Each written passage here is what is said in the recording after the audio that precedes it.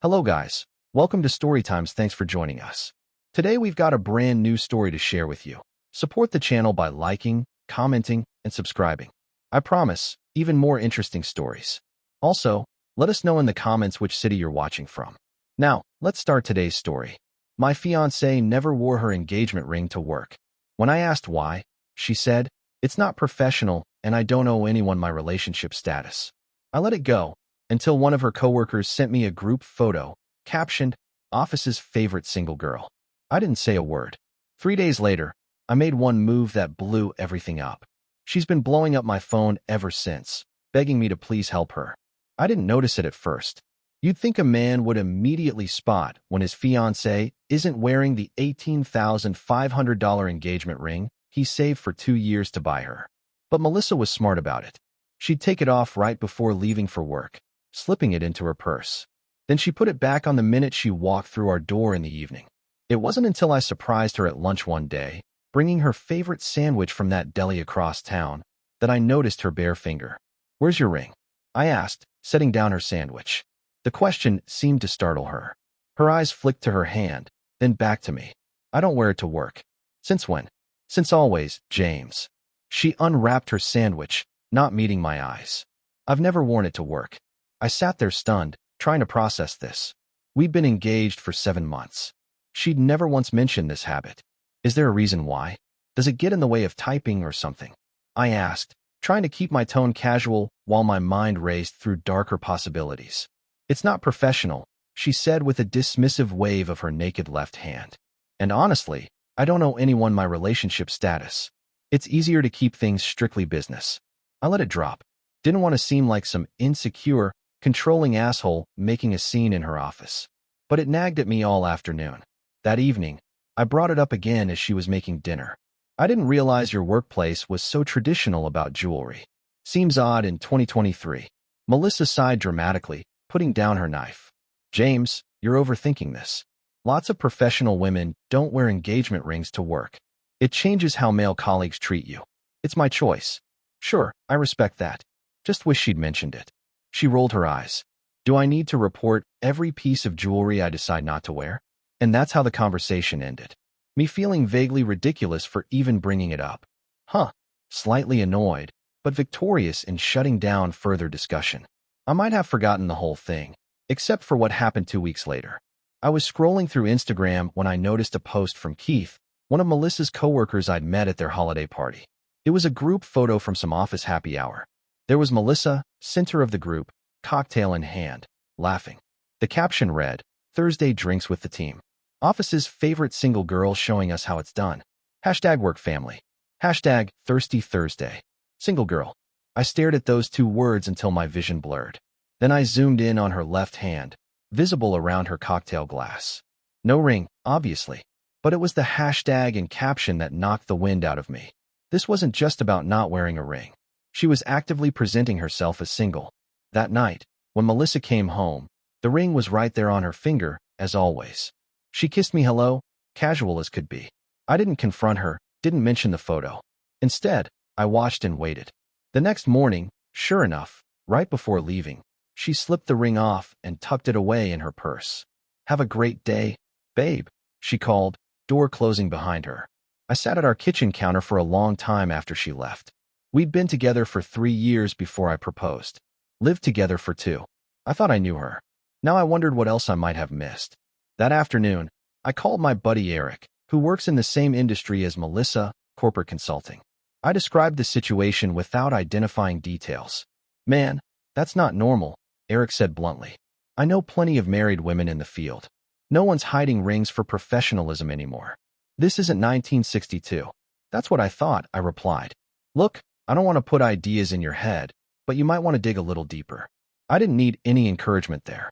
That evening, while Melissa was in the shower, I did something I'm not proud of. I checked her phone.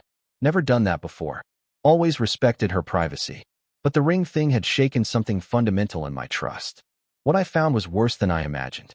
A separate Instagram account I didn't know about. A Tinder profile, active as recently as last week. And text conversations with men, including Keith from the office, that made it clear she wasn't just presenting as single. She was acting single. I took screenshots of everything, emailed them to myself, then put her phone back exactly as I'd found it. When she came out of the shower, I managed to act normal, somehow. For the next 2 days, I lived in a state of cold, calculated fury. I didn't yell, didn't confront her. Every evening, she'd walk in with that ring on her finger, kiss me, ask about my day, and I'd pretend everything was fine, all while planning my exit. On the third day, I made my move. I waited until she left for work, ring tucked safely in her purse. Then I packed my essential belongings, loaded them into my truck, and drove to the bank. See, I'd been saving for our wedding. A separate account with $42,000 set aside for the venue, catering, honeymoon, all of it. Melissa knew about this account, but didn't have access. What she didn't know was that last month, I'd added her name to it as a surprise. I'd planned to tell her at dinner that weekend, give her full access to the wedding funds so she could book whatever she wanted. Some surprise, huh? At the bank, I closed the account completely. Every penny back into my personal account that she couldn't touch. Then I drove to my buddy Mark's lake house. He'd agreed to let me crash there until I figured things out. At 2:17 p.m., the text started. James, what the hell did you do? The wedding venue just called. They said our payment bounced. I called the bank, and they said the account is closed. Answer your phone right now.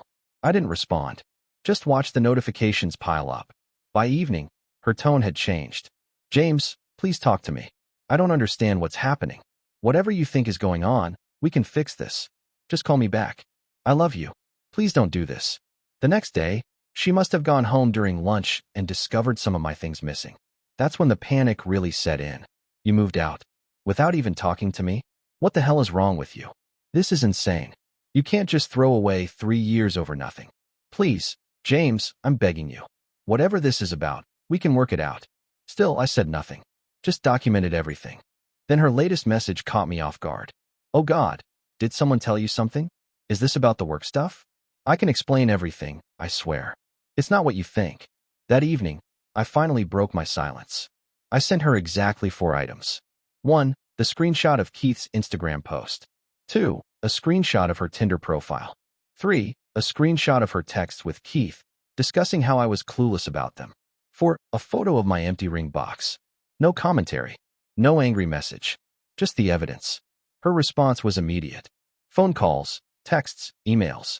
She showed up at our apartment, now just hers, since I'd paid the next 3 months' rent but removed myself from the lease. When she couldn't find me, she started contacting my friends, family, even my boss. Hysterical, crying, begging people to tell her where I was. Nobody did. Because nobody knew, except Mark, who's been my best friend since 5th grade and would sooner cut off his own arm than betray me. 3 days of silence from me and her messages took on a desperate edge. My credit card is maxed out, and now I can't even buy groceries. I was counting on the joint account for the rent next week. Please help me. I'm scared. Keith just told me they're letting me go at work. Someone sent those screenshots to HR? Was that you? How could you do this to me? My parents won't even talk to me. What did you tell them? For the record, I didn't send anything to HR or her parents. Didn't have to. Turns out Keith panicked when he saw I had their texts and confessed everything to their boss, trying to get ahead of it. And Melissa's parents? They figured it out when she called them hysterical about me emptying our wedding account. Her father called me directly, and I answered his call. When he heard my side, including seeing the evidence, he just sighed deeply and said, "She's always been her own worst enemy." I'm sorry, son. It's been 2 weeks now. I've moved into a new apartment. Filed for a clean break. Thankfully, we weren't married yet, so it's just a matter of separating our few joint possessions. I kept the furniture I'd brought into the relationship. Let her keep the stuff we bought together. Fair is fair. The ring? Still in my truck's glove compartment. Part of me wants to sell it and recoup some losses. Another part wants to keep it as a reminder. Even people who look at you with tearful joy when accepting a proposal can be living a double life. Last night I finally answered one of her calls. Not out of weakness or forgiveness, just to put an end to it. What do you want, Melissa? She was crying. I need help, James. They're threatening eviction. My cards are all maxed out. I've got no one else to turn to. You had me, I said quietly. A man who loved you enough to buy you a ring you didn't wear and save for a wedding you never intended to go through with. And you threw it away. Those are your choices, not mine. I made a terrible mistake, she sobbed. I was confused and stupid. We can fix this. There's no we anymore, Melissa. Figure it out yourself. I hung up and blocked her number. Then I poured myself 2 fingers of whiskey and finally felt something like peace settling in. The worst part of betrayal isn't the lies they tell you. It's the truth they reveal about themselves. Melissa showed me who she really was. Not through her words, but through her actions. And I believed her. Sometimes the most powerful move you can make isn't a confrontation. It's simply walking away and closing the door behind you. I didn't expect this post to get so much attention. Thanks for all the messages of support and the awards. Several people asked for updates, so here's where things stand a week later. First, to answer the most common questions. Yes, I kept records of all the money I put into the apartment and wedding fund. No, she can't sue me for the wedding account. I checked with my lawyer before closing it. Yes, the ring is legally mine since the engagement was broken due to her infidelity. In my state, engagement rings are conditional gifts. After my last update, Melissa's attempts to contact me shifted to social media since I'd blocked her number. She's been telling a very different version of the story, claiming I financially abused her by stealing our wedding fund and leaving her without resources. A few mutual friends believed her at first until I privately showed them the evidence. The most surprising development came from Teeth's wife. Yes, apparently he has one. Had one, I should say. She reached out to me on Facebook, thanking me for inadvertently exposing their affair. Turns out Keith had been feeding her and Melissa the same lines about being unhappy in his primary relationship. When everything blew up at their workplace, she found out about Melissa and several other women. She's filed for divorce and taken their kids to stay with her parents. As for Melissa's financial situation, I've heard through mutual friends that she's moved back in with her parents. Her father, who I always respected, called me again to apologize for the drama. Said he and his wife had enabled Melissa's behavior over the years and never held her accountable. Maybe this is the wake-up call she needs, he said. I appreciate his decency in a messy situation. I sold the ring yesterday, took a 30% loss on what I paid, but it's worth it to have that chapter closed. Use some of the money to book a solo trip to Montana next month. Always wanted to try fly fishing. My new apartment is coming together. Simple, clean mine. I've reconnected with friends I'd neglected during my relationship with Melissa. Turns out she had gradually isolated me from several people who weren't good for us. In retrospect, probably because they saw through her. A buddy convinced me to join him at his boxing gym. Hitting the heavy bag 3 times a week has been the best therapy I could ask for. I'm sleeping better, thinking clearer. For those who suggested I exposed Melissa out of vindictiveness, you're missing the point. I didn't send screenshots to her workplace or blast her on social media. I simply removed myself from a fraudulent relationship and let the truth speak for itself. The domino effect that followed was the natural consequence of her own actions.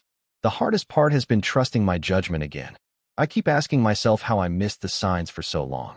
My therapist, yes, I started seeing one, says this is normal.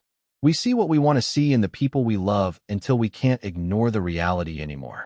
To the guy who commented that I should have confronted her like a man instead of sneaking around.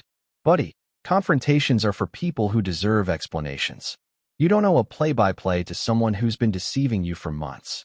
I'm not angry anymore. Just reflective. At 39, I thought I'd be married with kids by now. Instead, I'm starting over. But for the first time in a long time, I'm making choices solely based on what I want, not compromising for someone else's lies. That's freedom worth protecting. Update, 3 months later, many of you have continued checking in. So, here's a final update on how things have played out. Melissa's parents eventually put conditions on her staying with them, including therapy and getting a new job. According to her younger sister, who reached out to me last month, Melissa has been diagnosed with narcissistic personality traits and is finally getting professional help. Not my circus, not my monkeys, but I hope she finds peace. Keith's divorce is getting messy. His wife's attorney contacted me for a statement regarding what I knew about their affair. I provided only factual information, dates of texts I saw, content that specifically mentioned his marital status. No editorializing, just facts. His soon-to-be ex sent me a thank you note last week. Turns out there's a significant non-disclosure clause in their prenup that he violated by discussing their marriage with Melissa. Actions, consequences. On my end, life has settled into a new normal. That Montana fly fishing trip was exactly what I needed. A week of mountains, rivers, and zero cell service. Came back feeling like myself again. The boxing gym has become a regular part of my routine. Dropped 15 pounds of relationship stress weight and gained some definition I haven't seen since my early 30s. Work is going well. I was promoted last month.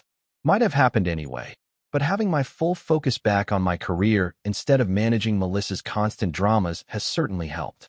Dating? Not yet. I've had opportunities, but I'm taking my time. Working on being comfortable by myself first. My therapist says that's healthy, and for once I'm following professional advice instead of trying to muscle through alone. The money from the ring funded not just the Montana trip, but also a photography course I've always wanted to take. Found out I have a decent eye for landscapes. It's become a weekend hobby that gets me outdoors and focused on something constructive. Last week, I ran into Melissa at a grocery store. First time I've seen her in person since everything happened. She looks different. Thinner, less makeup, more subdued. She approached cautiously and asked if we could talk sometime. I told her I was glad to hear she was getting help, but that I didn't see a purpose in reopening old wounds. She accepted this without argument. Growth, perhaps. As I was leaving, she said something that stuck with me. I never deserved that ring. Not because of what I did, but because I never appreciated what it meant. For once, we agree on something. So that's it, the final update.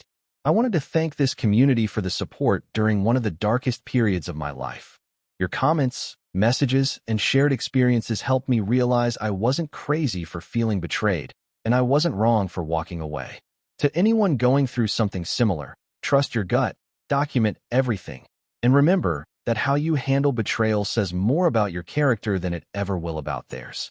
Life goes on, and sometimes it gets better than you could have imagined. Eat it.